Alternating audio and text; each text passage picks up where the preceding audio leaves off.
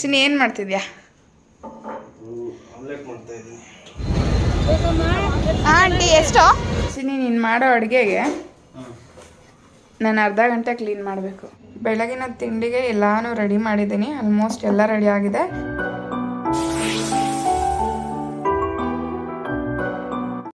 Hi, ಎಲ್ರಿಗೂ ನಮಸ್ಕಾರ. ಇದು ಶನಿವಾರದ ಲಾಗ್ ಆಗಿರುತ್ತೆ. ಈ ಲಾಗಲ್ಲಿ ನಾನು ಮಧ್ಯಾಹ್ನದಿಂದ ಲಾಗನ್ನು ಸ್ಟಾರ್ಟ್ ಮಾಡಿದ್ದೀನಿ. ನಾನಿಲ್ಲಿ ಲಾಸ್ಟ್ ಕೆಲವೊಂದು ವೀಡಿಯೋಗಳಲ್ಲಿ ಸಜ್ಜೆ ರೊಟ್ಟಿಯನ್ನು ಹೇಗೆ ಮಾಡ್ಕೊಳ್ಬೋದು, ಅದನ್ನು ಸ್ನ್ಯಾಕ್ಸ್ ರೀತಿಯಾಗಿ ಯಾವ ರೀತಿ ತೊಗೊಳ್ಬೋದು ಅಂತ ನಾನು ತೋರಿಸ್ಕೊಟ್ಟಿದ್ದೆ. ಅದೇ ರೊಟ್ಟಿಯನ್ನು ಕಟ್ಟುಗ್ಲು ರೊಟ್ಟಿ ಇದು. ಸೊ ಹಂಗಾಗಿ ಅದಕ್ಕೆ ಸ್ವಲ್ಪ ಮನೆಯಲ್ಲೇ ಇದ್ದಂಥ ಬೆಣ್ಣೆನ ಹಾಕ್ಕೊಂಡು ತಿಂತಾಯಿದ್ದೀನಿ. ಜೊತೆಗೆ ಸ್ವಲ್ಪ ಸಲಾಡು, ಸೌತೆಕಾಯನ್ನು ಕೂಡ ತೊಗೊಂಡಿದ್ದೀನಿ. ಇದಕ್ಕೆ ಪ್ಲೇಟೇನೆ ಬೇಡ, ಹಾಗೆಯೇ ಕೈಯಲ್ಲಿ ಇಟ್ಕೊಂಡು ತಿಂತಾಯಿದ್ರೆ ಸ್ವರ್ಗಕ್ಕೆ ಎರಡೇ ಗೇಣು ಅಂತಲೇ ಹೇಳ್ಬೋದು. ಅಷ್ಟು ರುಚಿಯಾಗಿರುತ್ತೆ. ಜಾಸ್ತಿ ಎಳ್ಳು ಮತ್ತು ಚಿಲ್ಲಿ ಫ್ಲೇಕ್ಸನ್ನು ಬಳಸಿದರೆ ತುಂಬಾ ಚೆನ್ನಾಗಿರುತ್ತೆ.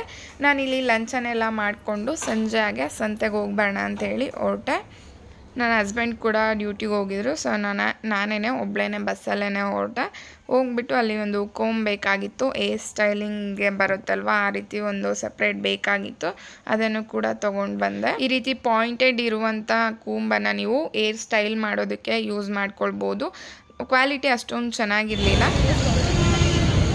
ಅರ್ಧ kg ಕೊಡಿ, ಹಾಕ್ಕೊಳ್ತೀನಿ. ಬೇಡ, ತುಂಬ ಕಾಯಿ ಇರುತ್ತೆ. ಹಣ್ಣಾಗಿರೋದು ಕೊಡಿ, ಚೆನ್ನಾಗಿ. ಎಷ್ಟಾಗುತ್ತಿದೆ? ಅರ್ಧ ಕೊಡಿ. ಬೇಡ, 1/4 kg ಕಾಮಕಸ್ತೂರಿ ಬೀಜ ಕೊಡಿ ಅಷ್ಟೇ. ಎಷ್ಟದು? 140. ಆಂಟಿ ಎಷ್ಟಿದು?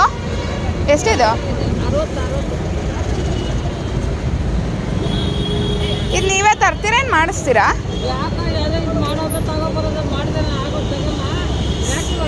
ಸುಟ್ಟಿರೋದ ಇದು ಮಡಿಕೆ? ಬಣ್ಣ ಏನು ಹಚ್ಚಿರಲ್ಲ ಅಲ್ವಾ?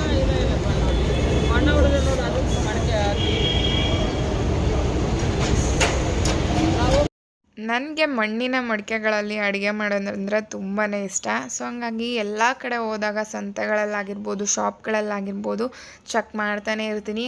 ಆದರೂ ನನಗೆ ಮುಂಚೆ ಇದ್ದಂಥ ಪಾಟ್ಗಳದ್ದು ಆ ರೀತಿ ಇರುವಂಥದ್ದು ಸ್ಯಾಟಿಸ್ಫ್ಯಾಕ್ಷನ್ ಅಂತೂ ಸಿಗೋದಿಲ್ಲ. ನೋಡಿದರೆ ಕಲರೆಲ್ಲ ಮಾಡಿರ್ತಾರೆ, ಹಾಗೆಯೇ ಕಲರ್ ಹಾಕಿದ್ದಾರೆ ಅನಿಸುತ್ತೆ. ಅದನ್ನು ಯೂಸ್ ಮಾಡೋದಕ್ಕಿಂತ ಯೂಸ್ ಮಾಡದೇ ಇರೋದೇ ಒಳ್ಳೆಯದು ಅಂದ್ಕೊಳ್ತೀನಿ. ತುಂಬ ಕಡೆ ಚೆಕ್ ಮಾಡಿದ್ದೀನಿ, ಎಲ್ಲ ಕಡೆ ಕೂಡ ನನಗೆ ಹಾಗೆ ಅನಿಸುತ್ತೆ. ಎಕ್ಸಾಕ್ಟ್ ನನಗೆ ಒಳ್ಳೆ ಆರ್ಗ್ಯಾನಿಕ್ಕಾಗಿ ಮಾಡುವಂಥ ಒಂದು ಮಡ್ ಪಾಟ್ ಸಿಕ್ಕಿದ್ರೆ ಖಂಡಿತವಾಗ್ಲೂ ನಿಮ್ಮ ಜೊತೆ ಕೂಡ ಶೇರ್ ಮಾಡ್ಕೊಳ್ತೀನಿ. ಯಾರಾದರೂ ತೊಗೊಳ್ಳೋರಿದ್ದರೆ ಖಂಡಿತವಾಗ್ಲೂ ತೊಗೊಳ್ಬೋದು.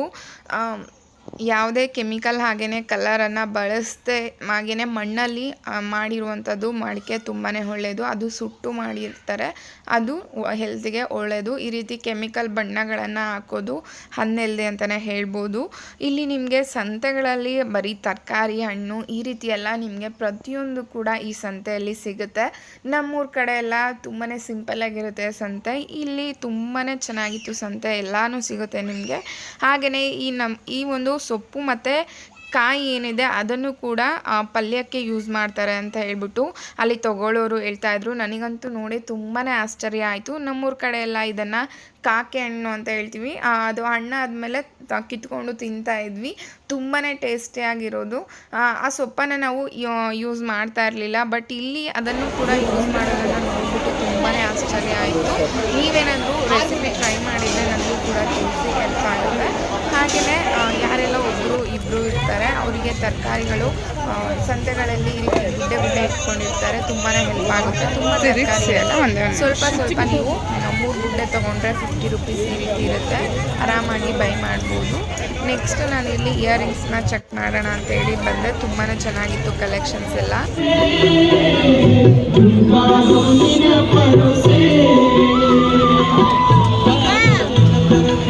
ಸಂತೆ ಎಲ್ಲ ಮಾಡಿಕೊಂಡು ಬ್ಯಾಗೆಲ್ಲ ಎತ್ಕೊಂಡು ಬರೋ ಅಷ್ಟರಲ್ಲಿ ಒಂದು ಸಾಹಸ ಮಾಡಿದಾಗಿರುತ್ತೆ.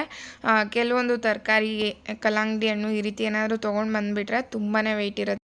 ಚಂದಾಪುರ ಸಂತೆಯಲ್ಲಿ ಏನೆಲ್ಲ ಜ್ಯುವೆಲರೀಸ್ ತೊಗೊಂಡು ಬಂದೆ ಅಂತೇಳಿ ತೋರಿಸ್ತೀನಿ. ನಿಮಗೆ ಅಲ್ಲಿ ತರಕಾರಿಗಳು ಖಂಡಿತ ಸಂತೆಗಳಲ್ಲಿ ಸಿಗುತ್ತೆ, ಆದರೆ ಜ್ಯುವೆಲರೀಸ್ ಕೂಡ ತುಂಬಾ ಚೆನ್ನಾಗಿರುತ್ತೆ. ಬನ್ನಿ ಒಂದೊಂದಾಗೇ ತೋರಿಸ್ತೀನಿ. ನಿಮ್ಗೇನಾದರೂ ಇಷ್ಟ ಆದರೆ, ನೀವೇನಾದರೂ ಸಂತೆಗಳಲ್ಲಿ ಪರ್ಚೇಸ್ ಮಾಡಬೇಕು ಅಂತ ಇಷ್ಟ ಇದ್ದರೆ ಖಂಡಿತ ಬೈ ಮಾಡ್ಬೋದು. ಫಸ್ಟ್ ಒನ್ ಬಂದುಬಿಟ್ಟು ಈ ಗೋಲ್ಡ್ ಆ್ಯಂಟಿಕ್ ಲುಕ್ಕಲ್ಲಿರುವಂಥ ಈ ಒಂದು ಜುಮ್ಕಾ ಇದೆ, ಇಯರಿಂಗ್ಸ್ ಅಂತ ಹೇಳ್ಬೋದು. ಜುಮ್ಕಾ ಅಂತೂ ತುಂಬಾ ಚೆನ್ನಾಗಿದೆ. ಸುತ್ತಲೂ ಪರ್ಲ್ಸ್ ಬರುತ್ತೆ, ವೈಟ್ ಪರ್ಲ್ಸ್, ಹಾಗೆಯೇ ರೆಡ್ ಆ್ಯಂಡ್ ಗ್ರೀನ್ ಕಲರಲ್ಲಿರುವಂಥ ಸ್ಟೋನು. ಟ್ರೆಡಿಷ್ನಲ್ ಲುಕ್ಕಿಗಂತೂ ತುಂಬಾ ಚೆನ್ನಾಗಿರುತ್ತೆ. ಬರೀ ಇಯರಿಂಗ್ಸ್ ಹಾಕ್ಕೊಂಡ್ರೆ ಸಾಕಾಗುತ್ತೆ ಸಿಂಪಲ್ಲಾಗಿ. ತುಂಬಾ ವೆಯ್ಟ್ ಕೂಡ ಇಲ್ಲ, ತುಂಬ ಲೈಟ್ ವೆಯ್ಟ್ ಇದೆ. ಹಾಗೆಯೇ ಲಕ್ಷ್ಮಿ ಡಿಸೈನಲ್ಲಿರುವಂಥ ಈ ಒಂದು ಇಯರಿಂಗ್ಸ್ ತುಂಬಾ ಚೆನ್ನಾಗಿ ಕಾಣಿಸುತ್ತೆ. ಯಾರಿಗೆಲ್ಲ ಏನಾದರೂ ಟ್ರೆಡಿಷ್ನಲ್ ವೇರ್ ಮಾಡಿದರೆ ಸ್ಯಾರಿ ಅಥವಾ ಸಲ್ವರ್ ಹಾಕ್ಕೊಂಡಾಗ ತುಂಬಾ ಚೆನ್ನಾಗಿ ಕಾಣಿಸುತ್ತೆ. ಇದು ಜಸ್ಟ್ ಫಾರ್ 100 ರೂಪೀಸ್ಗೆ ನಿಮಗೆ ಸಿಗುತ್ತೆ. ಇದರಲ್ಲಿ ನೀವು ಬಾರ್ಗೇನ್ ಮಾಡಿದರೆ 80 ರೂಪೀಸ್ 70 ರೂಪೀಸ್ಗೆಲ್ಲ ಕೊಡ್ತಾರೆ. ತುಂಬಾ ಚೆನ್ನಾಗಿದೆ.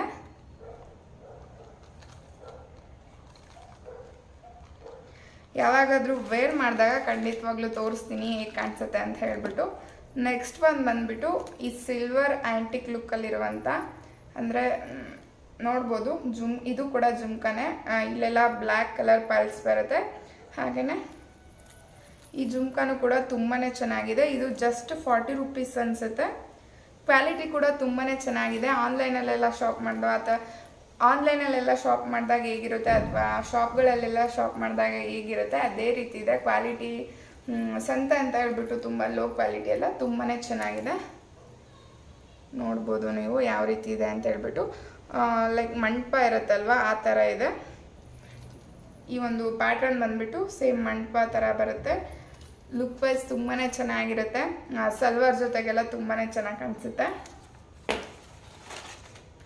ಹಾಗೆಯೇ ನೆಕ್ಸ್ಟ್ ಒನ್ ಬಂದುಬಿಟ್ಟು ಈ ಒಂದು ಎಲಿಫೆಂಟ್ ಡಿಸೈನಲ್ಲಿರುವಂಥ ಈ ಒಂದು ಇಯರಿಂಗ್ಸ್. ಇದು ಕೂಡ ವೈಟ್ ಪರ್ಲ್ಸ್ ಬರುತ್ತೆ. ಹಾಗೆಯೇ ಇಲ್ಲಿ ಮೇಲೆ ಎಲಿಫೆಂಟ್ ಡಿಸೈನ್ ಐತೆ, ನೋಡ್ಬೋದು ನೀವು. ಇದು ಕೂಡ ಸಿಲ್ವರ್ ಆ್ಯಂಟಿಕ್ ಲುಕ್ ಬರುತ್ತೆ. ಇದು ಕೂಡ ಸ್ಯಾರಿಗಾಗಿರ್ಬೋದು ಅಥವಾ ಸಲ್ವಾರ್ಗೆ ಎಲ್ಲ ತುಂಬಾ ಚೆನ್ನಾಗಿ ಕಾಣಿಸುತ್ತೆ. ಕಾಲೇಜ್ಗೆ ಹೋಗೋರಾದರೆ ಡೈಲಿ ಯೂಸ್ ಮಾಡ್ಬೋದು. ಇದು ಯಾವುದು ಕೂಡ ತುಂಬ ಹೆವಿಯಾಗಿಲ್ಲ, ತುಂಬ ಲೈಟ್ ವೆಯ್ಟ್ ಇದೆ. ನೋಡ್ಬೋದು ಯಾವ ರೀತಿ ಇದೆ ಅಂತ ಹೇಳ್ಬಿಟ್ಟು. ಟ್ರೆಂಡಿ ಆಗಿರುವಂಥ ಕಲೆಕ್ಷನ್ ಅಂತಲೇ ಹೇಳ್ಬೋದು. ನೆಕ್ಸ್ಟ್ ಒನ್ ಬಂದುಬಿಟ್ಟು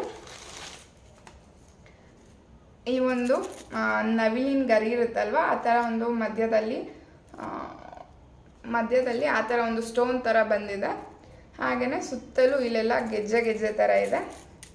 ಇದು ಕೂಡ ಅಷ್ಟೇ ಸಲ್ವಾರ್ಗೆ ಸ್ಯಾರಿಗೆ ಎಲ್ಲನೂ ಕೂಡ ತುಂಬಾ ಚೆನ್ನಾಗಿ ಕಾಣಿಸುತ್ತೆ.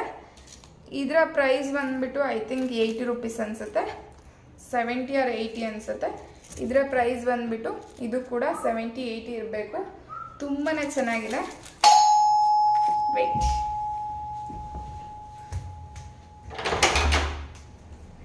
ಹಲೋ, ಐ ಥಿಂಕ್ ಇದು 70 ರೂಪೀಸ್ ಇರಬೇಕು. ಹಾಗೆಯೇ ಇದು 40 ರೂಪೀಸ್ಗೆಲ್ಲ ಸಿಗುತ್ತೆ ನಿಮಗೆ.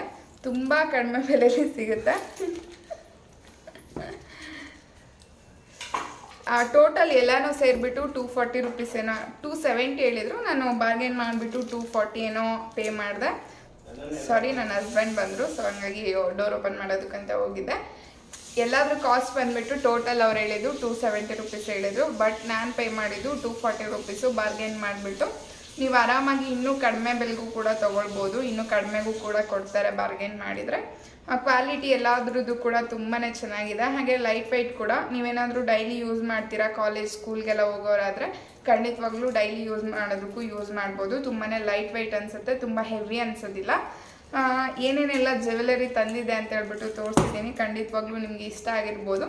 ನೀವೇನಾದರೂ ಸಂತೆಗಳಲ್ಲಿ ಏನಾದರೂ ತರಕಾರಿ ಏನಾದರೂ ತೊಗೊಂಡು ಬರೋಕ್ಕೆ ಹೋದರೆ ಖಂಡಿತ ಒಮ್ಮೆ ಚೆಕ್ ಮಾಡಿ. ಕಲೆಕ್ಷನ್ಸ್ ಅಂತೂ ತುಂಬಾ ಚೆನ್ನಾಗಿರುತ್ತೆ. ಓಕೆ, ಈ ವಿಡಿಯೋನ ಕಂಟಿನ್ಯೂ ಮಾಡ್ತೀನಿ.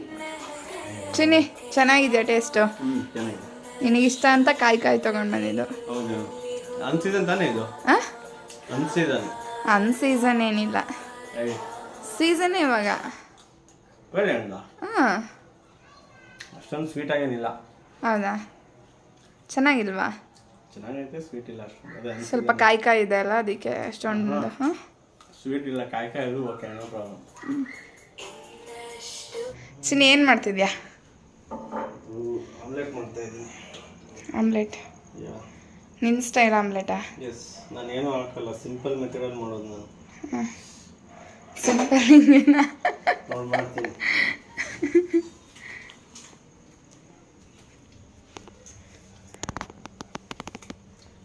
ಏನೋ ಮೊಟ್ಟೆ ಹೊಡೆದು ಹಾಕೊಳ್ಳೋದು ಫಸ್ಟು. ಎಸ್. ಹಾಗೆ ಹಾಕೋದಕ್ಕೆ ಬರಲ್ವಾ ಹಂಚಿಗೆ? ಆ ಥರ ಬರಲ್ಲ, ನಾನು ಹೇಳೋ ಥರ ನೀನು ಕೇಳು. ಹ್ಞೂ. ಅಷ್ಟು ಸ್ವಲ್ಪ ಖಾರದ ಪುಡಿ, ಸ್ವಲ್ಪ. ಏನಿದೆ ಆಮ್ಲೆಟಾ ಇನ್ನು ಆಫ್ ಬಾಯ್ಲ್ಡಾ? ಇದು ಆಮ್ಲೆಟು ವಿತೌಟ್ ಆನಿಯನ್, ವಿತೌಟ್ ಮೆಣಸಿನ್ಕಾಯಿ ಏನೋ ಹಾಕಲ್ಲ, ಜಸ್ಟ್ ಇಷ್ಟೇ ಹಾಕೋದು.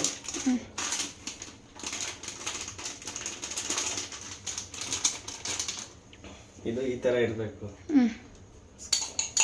ಯಾಕಂದರೆ ಚೆನ್ನಾಗಿ ಮಿಕ್ಸ್ ಆಗುತ್ತೆ.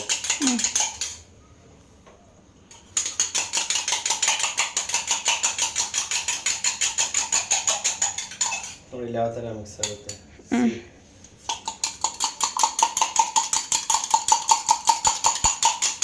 ತಗೊಂಡು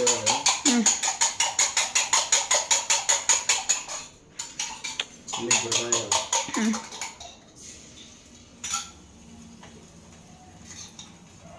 ಫಸ್ಟಿನ ಸಲ ಎಣ್ಣೆ ಜಾಸ್ತಿ ಹಾಕಬೇಕು, ಯಾಕಂದರೆ ಹಂಚಿಗೆ ಹಿಡ್ಕೊಂಡ್ಬಿಡುತ್ತೆ.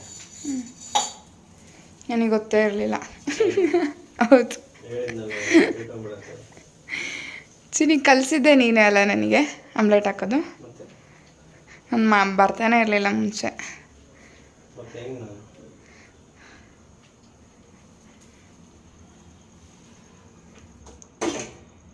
ನೆಕ್ಸ್ಟ್ ಏನಂತ ಹೇಳ್ತೀನಿ. ಈಗ ನೋಡು, ಇನ್ನೊಂದು ಮೊಟ್ಟೆ ಹೊಡೆದಾಕ್ಬೇಕು. ಏನಕ್ಕೆ? ನೆಕ್ಸ್ಟ್ ಅದಾಗೋಷ್ಟೊತ್ತಿಗೆ ಇದು ಕಲ್ಸಿ ಇಟ್ಕೋಬೇಕು. ನೋಡಿ ಹೆಂಗೆ ಬರ್ತೈತೆ. ಅಷ್ಟೇ, ಸಿಂಪಲ್ ಮೆಥಡ್ ಇದೆಲ್ಲ. ಜಾಸ್ತಿ ಎಲ್ಲ ಮಸಾಲಾನು ಯೂಸ್ ಮಾಡಬಾರ್ದು, ಏನು ಯೂಸ್ ಮಾಡಬಾರ್ದು. ಹಂಗೆ ಸಿಂಪಲ್ ಆಗಿ ಉಪ್ಪಿನ ಜೊತೆ ಸೇರಿಸಿಗೆ ಚೆನ್ನಾಗಿರುತ್ತೆ. ನೀನು ಮಿಕ್ಸ್ ಮಾಡೋ ಸ್ಟೈಲಿಗೆ ಮೊಟ್ಟೆ ಇದಾಗುತ್ತಲ್ಲ. ನಾನು ಕ್ರಿಯೇಟ್ ಮಾಡ್ತೇನೆ ನಿನ್ನೆ. ಹೌದಲ್ಲ? ಗೊತ್ತಿಲ್ಲ, ಆರ್ಡ್ರ್ ಬಂದು ಬರ್ಬೋದು ನಿನಗೆ.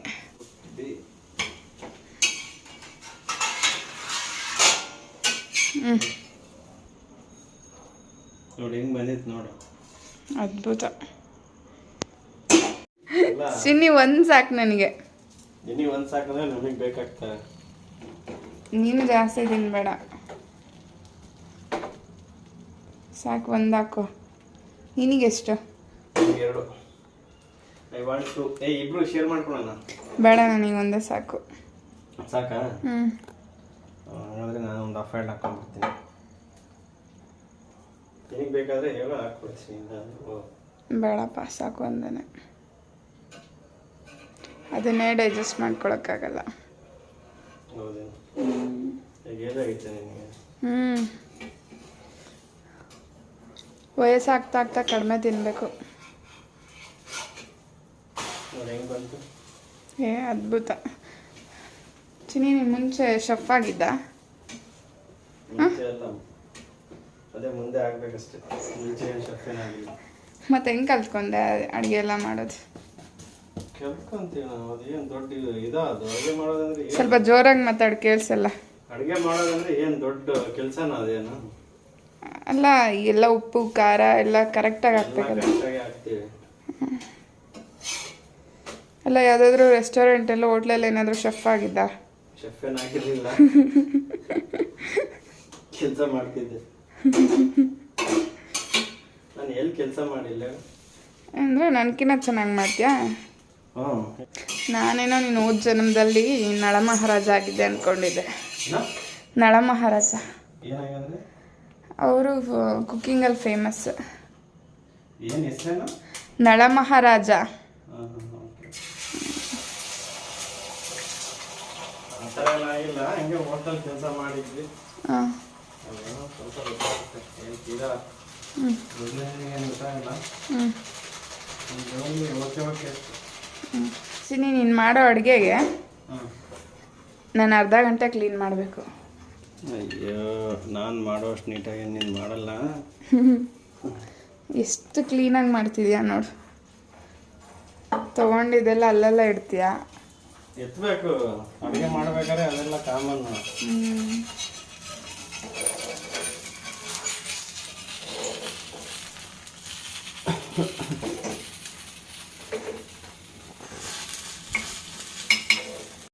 ನುಗ್ಗೆಕಾಯಿ ಸಾಂಬಾರು, ಅನ್ನ, ಮೇಲೆ ಸ್ವಲ್ಪ ತುಪ್ಪ, ಜೊತೆಗೆ ಉಪ್ಪಿನಕಾಯಿ, ಆಮ್ಲೆಟು, ಸೂಪರ್ ಟೇಸ್ಟಿಯಾದಂಥ ಕಾಂಬಿನೇಷನ್ನು.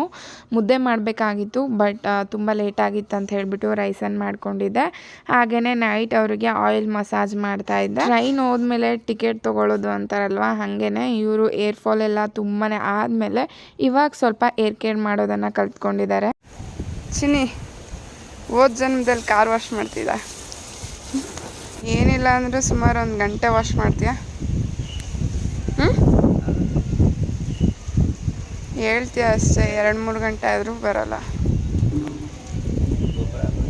ಬಾ ಚಿನ್ನಿ, ಅದು ತೆಕ್ಕೊಡು ಬಾ. ಸುಮಾರು ಒಂದು 15 ದಿನ 20 ದಿನದ ಮೇಲೇ ಆಗಿತ್ತು.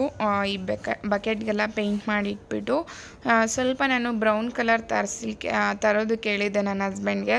ತುಳಸಿ ಪಾಟ್ ಅಲ್ವಾ, ಸ್ವಲ್ಪ ಬ್ರೌನ್ ಆಗಿ ಟ್ರೆಡಿಷ್ನಲ್ ಕಲರ್ ಆಗಿದ್ದರೆ ಚೆನ್ನಾಗಿರುತ್ತೆ ಅಂತ ಹೇಳ್ಬಿಟ್ಟು ಅವರು ಬ್ರೌನ್ ಇಲ್ಲ ಅಂತ ಹೇಳ್ಬಿಟ್ಟು ಸ್ವಲ್ಪ ಡಾರ್ಕ್ ರೆಡ್ಡನ್ನು ಕೊಟ್ಟಿದ್ರು.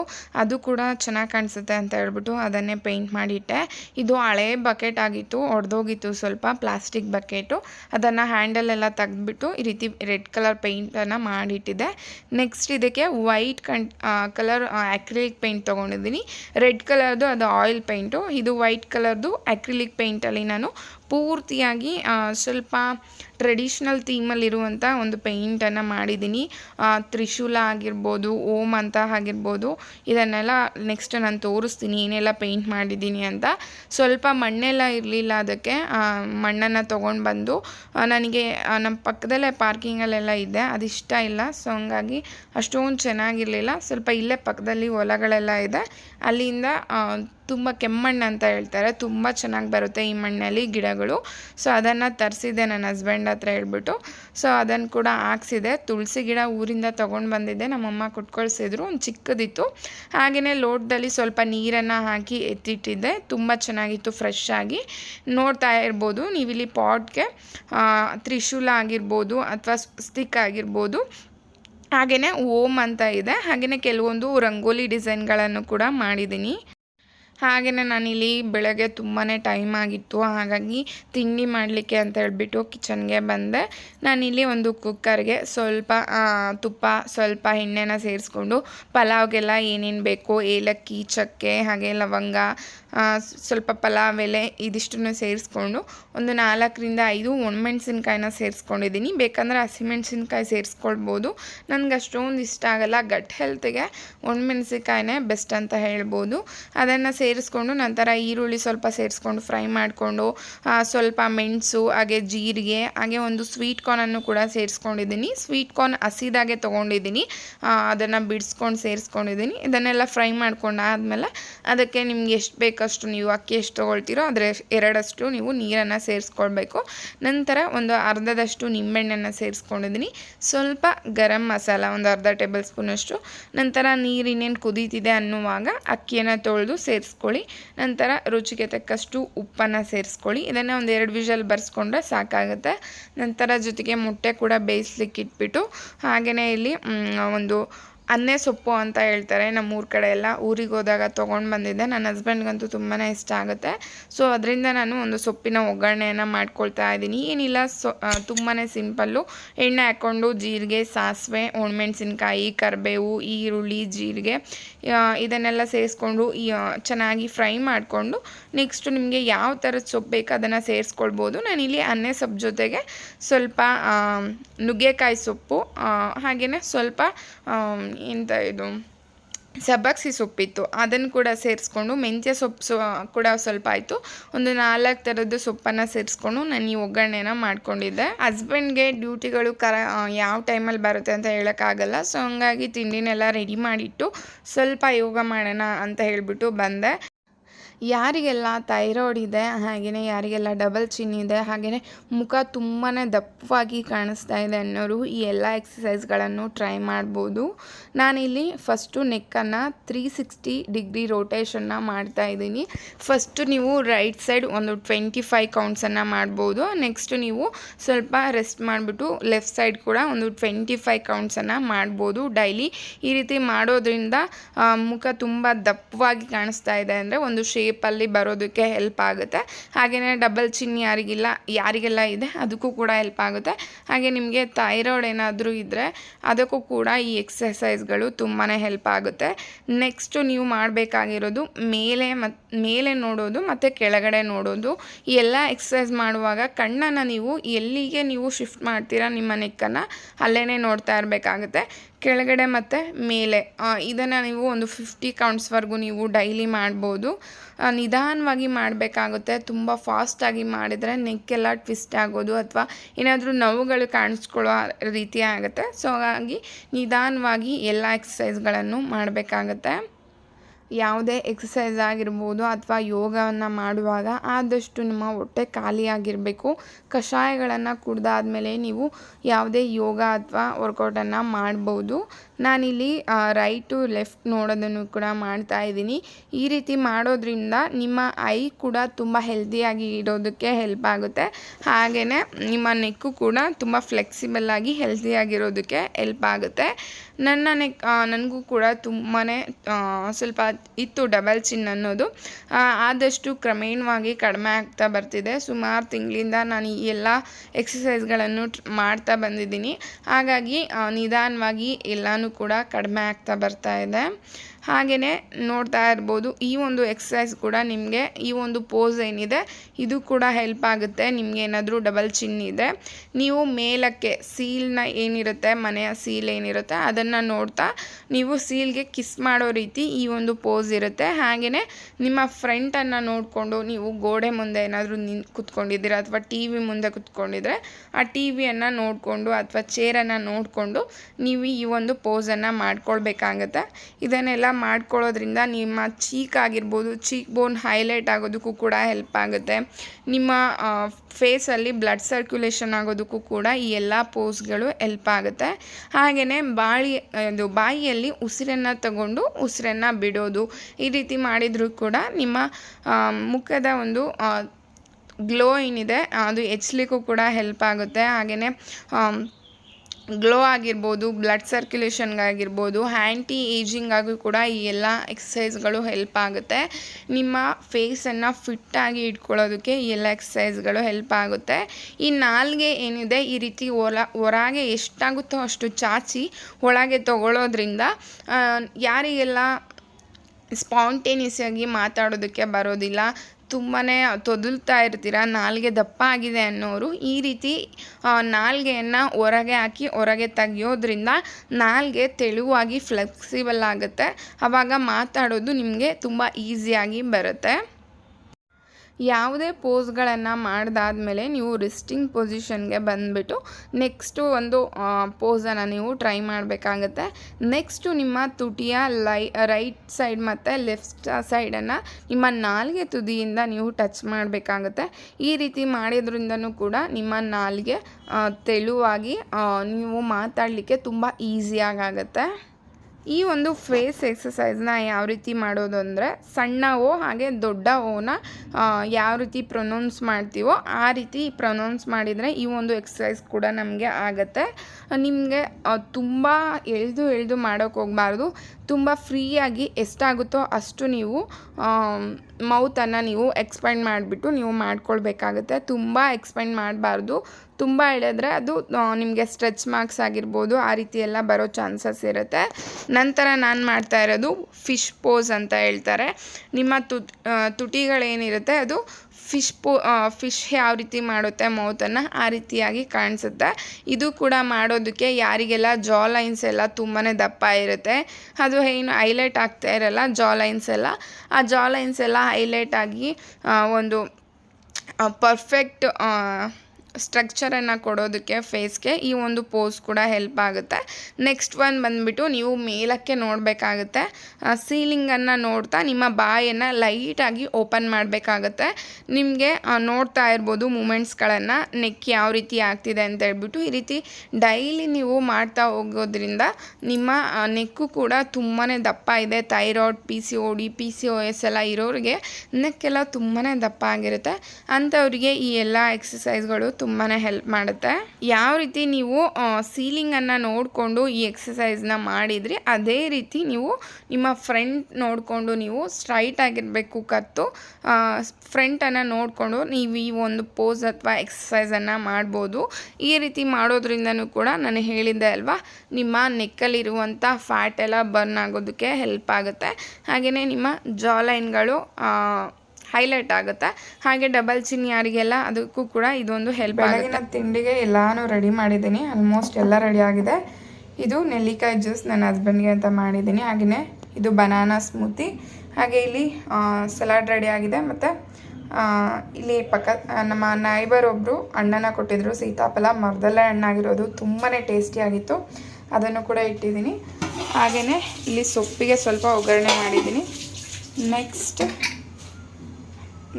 ಸ್ವೀಟ್ ಕಾರ್ನ್ ಪಲಾವ್ ಕೂಡ ರೆಡಿಯಾಗಿದೆ. ಸ್ವಲ್ಪ ಕೊತ್ತಂಬರಿ ಸೊಪ್ಪು ಹಾಕಿದರೆ ರೆಡಿ ಆಗುತ್ತೆ.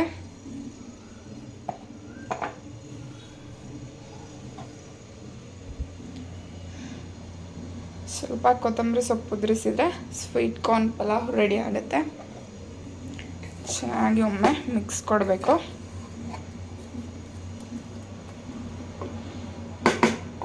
ಹಾಗೆಯೇ ಇಲ್ಲಿ ಮೊಟ್ಟೆನೂ ಕೂಡ ಬೇಯಿಸಿಟ್ಟಿದ್ದೀನಿ. ಇದನ್ನದ ಸಿಪ್ಪೆ ತೆಗಿಬೇಕು ಅಷ್ಟೇ.